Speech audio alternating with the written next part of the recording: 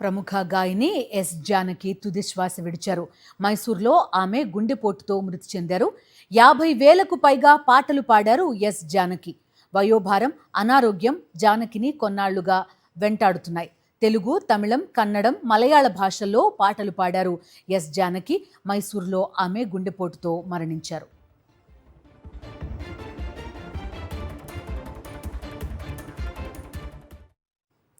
మా కరెస్పాండెంట్ సతీష్ పూర్తి డీటెయిల్స్ అందిస్తారు. సతీష్, చెప్పండి. ఎస్ జానకి అందరికీ తెలిసిన గాయని, 50,000కు పైగా పాటలు పాడారు. మైసూర్లో గుండెపోటుతో మరణించినట్టుగా చెప్తున్నారు. మీ దగ్గర ఉన్న వివరాలు ఏంటి? కొద్దిసేపు క్రితం ప్రముఖ గాయని ఎస్ జానకి కన్నుమూసిన విషయం బయటకు తెలిసింది. గత కొంతకాలంగా అంటే వృద్ధాప్య సమస్యలతో ఆవిడ బాధపడుతున్నారు. అయితే ఈ రోజు మైసూర్లోని ఒక ప్రముఖ హాస్పిటల్లో ఆవిడ ట్రీట్మెంట్ తీసుకుంటూ కూడా కన్నుమూయడం జరిగింది. అది అధికారికంగా కూడా డాక్టర్లు తెలపడం జరిగింది. గుండెపోటు వచ్చి ఆవిడ కన్నుమూసినట్లుగా కూడా డాక్టర్లు తెలపడం జరిగింది. అయితే ముఖ్యంగా మనం చెప్పుకోవచ్చు, ఎస్ జానకి అంటే దాదాపు 50,000కు పైగా పాటలు పాడిన ఒక మేటి గాయని అని చెప్పుకోవచ్చు.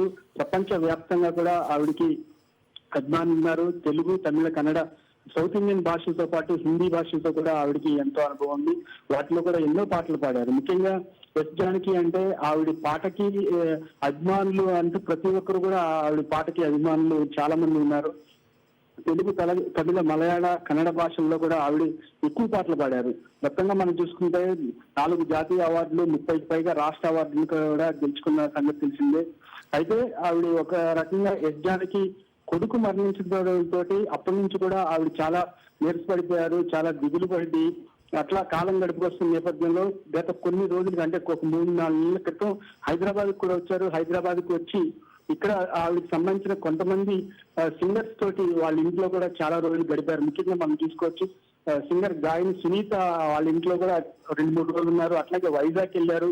వైజాగ్ లో వాళ్ళకి తెలిసిన వాళ్ళతో ఉన్నారు. అట్లాగా కొంతమందితో గడిపి తర్వాత మళ్ళా బెంగళూరు వెళ్ళిపోయారు. బెంగళూరులో మైసూర్లో ఉంటున్నారు. మైసూర్లో వెళ్ళిపోయిన తర్వాత అన్ఎక్స్పెక్టెడ్ గా ఈ రోజు ఆవిడ కన్నుమూయడం అనే వార్త అనేది తెలిసింది. దీంతో కూడా అభిమానులు జీర్ణించుకోలేకపోతున్నారు. నిజంగా అంటే ఒక భాషలో ఏ భాష అయినా సరే కూడా అది ఆవిడకి తగ్గట్టుగా ఆ పాటకి ఆ హీరోయిన్కి తగ్గట్టుగా ఆ పాట ఉండేది. ఆ పాటకు సంబంధించి ప్రతి ఒక్కరు కూడా పరవశించిపోయారు. ఎస్ జానకి అనే ఆవిడ ఆ పాట అనేది అప్పట్లో దాదాపు ఒక 40 సంవత్సరాల పాటు ఆవిడ ఒక ఈ సినిమా ఇండస్ట్రీని ఒక ఉర్రూతులో దించిందని చెప్పుకోవాలి. ఆవిడకి అందరూ కూడా ఎంతో మంది అభిమానులు ఉన్నారు. ముఖ్యంగా దర్శకులు కానీ, నిర్మాతలు కానీ, హీరోలు కానీ ప్రతి ఒక్కరు కూడా ఎస్ జానకి అమ్మ అమ్మ అంటూ కూడా ఉండేవారు. ఆవిడ కూడా అందరితోటి ఎంతో చలాకీగా ఉండేది. మనం చెప్పుకోవచ్చు, నిజంగా ఆవిడ లేరు అనే మరణ వార్త విని కూడా శోక సంతాలు మునిగిపోయిందని చెప్పుకోవచ్చు.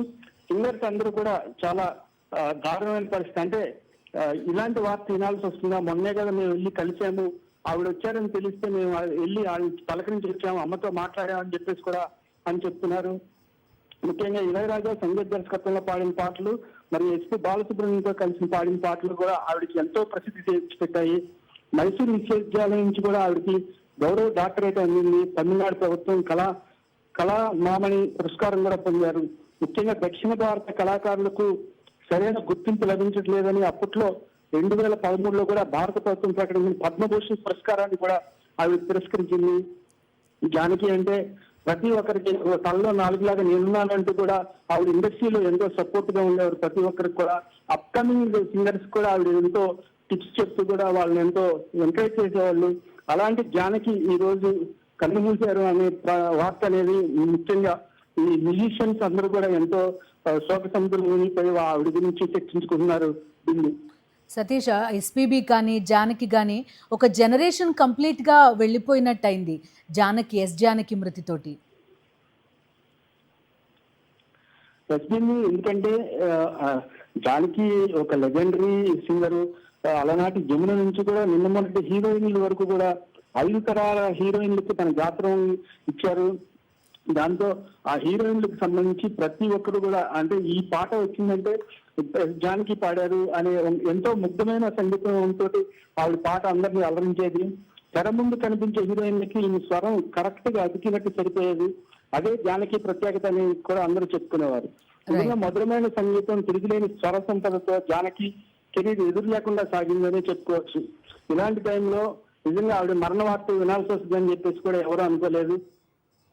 రైట్ సతీష్, ఒక లెజెండరీ గాయని ఎస్ జానకి కన్నుమూశారు. వృద్ధాప్య సమస్యలతో పాటు గుండెపోటు రావడంతో మైసూర్లో మృతి చెందినట్టుగా తెలుస్తోంది.